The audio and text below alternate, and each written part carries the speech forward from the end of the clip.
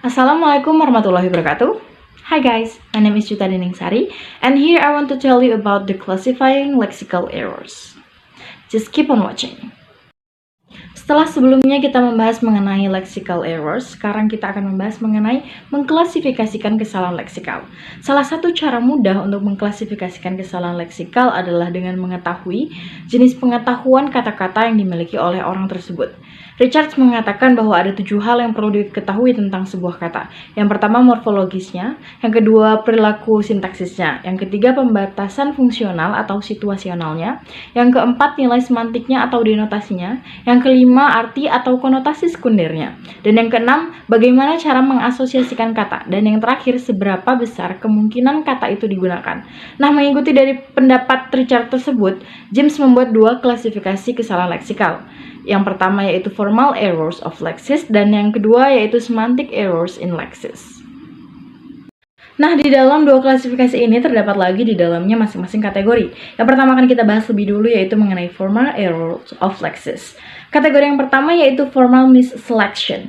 Pada kategori ini, James menyebutnya sebagai malapropisme, yang disebut Lover sebagai synforms, Room menyebutnya sebagai confusibles, dan Fithian menyebutnya sebagai confusables.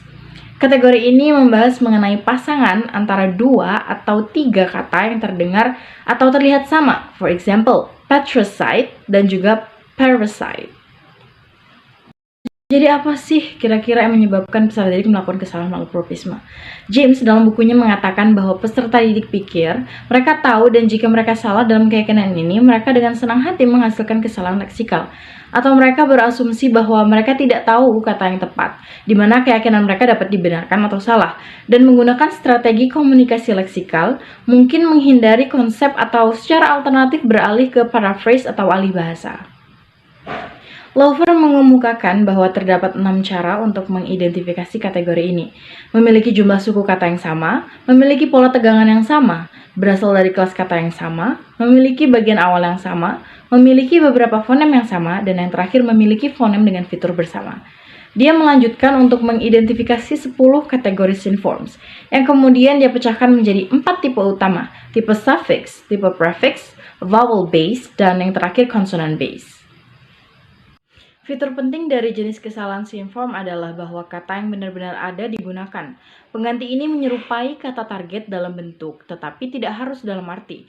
Meskipun mungkin melakukannya secara tidak sengaja. Semakin besar kesenjangan antara semantik pengganti dan target, semakin absurd juga malapropismenya. Pengganti ini dapat berupa kata dari target language atau kata dari bahasa ibu. Kategori yang kedua yaitu misformations. James mengatakan bahwa ini adalah kesalahan yang menghasilkan kata-kata yang tidak ada di bahasa ibu. Sekali lagi, mereka dapat berasal dari bahasa ibu atau dibuat oleh pelajar dari bahasa target itu sendiri. Kategori yang ketiga yaitu distortions. Ini adalah kesalahan intralingual dari formulir yang dibuat tanpa bantuan bahasa ibu. Hasilnya adalah bentuk-bentuk yang tidak ada di bahasa target. Mereka hasil dari kesalahan penerapan 1 atau lebih operasi pemrosesan yang sudah saya jelaskan dalam video sebelumnya yang berjudul Survey Structure Taxonomies, yaitu mengenai omission, over-inclusion, misselection, misordering, dan juga blending. Sekarang setelah membahas mengenai kesalahan leksikal formal, kita akan mulai membahas mengenai kesalahan semantik atau konseptual dalam leksis, di mana pelajar menggunakan bentuk-bentuk yang ada dalam bahasa target, tetapi bentuk-bentuk ini tidak mewakili makna yang ingin mereka ungkapkan. Ada 2 jenis utama. Yang pertama yaitu confusion of sense relations. Ahli leksikologi menggambarkan kosakata dalam hal sistem leksikal yang mencerminkan hubungan makna yang ada di antara kata-kata.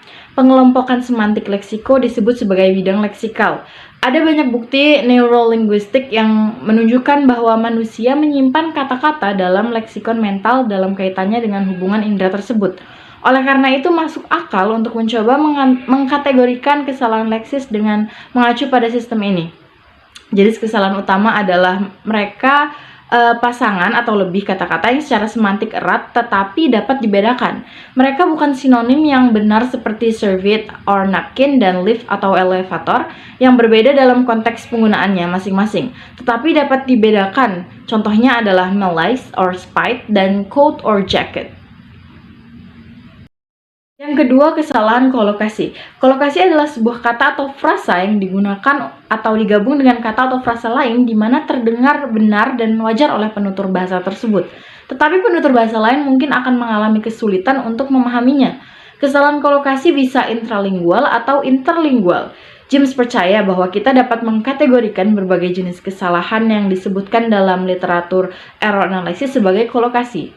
Segala macam kesalahan yang melibatkan apa yang disebut oleh Leach mengenai makna asosiatif sesuai dengan kategori seperti kesalahan makna afektif, makna sosial, makna konotatif, makna kolotatif, dan juga makna statistika.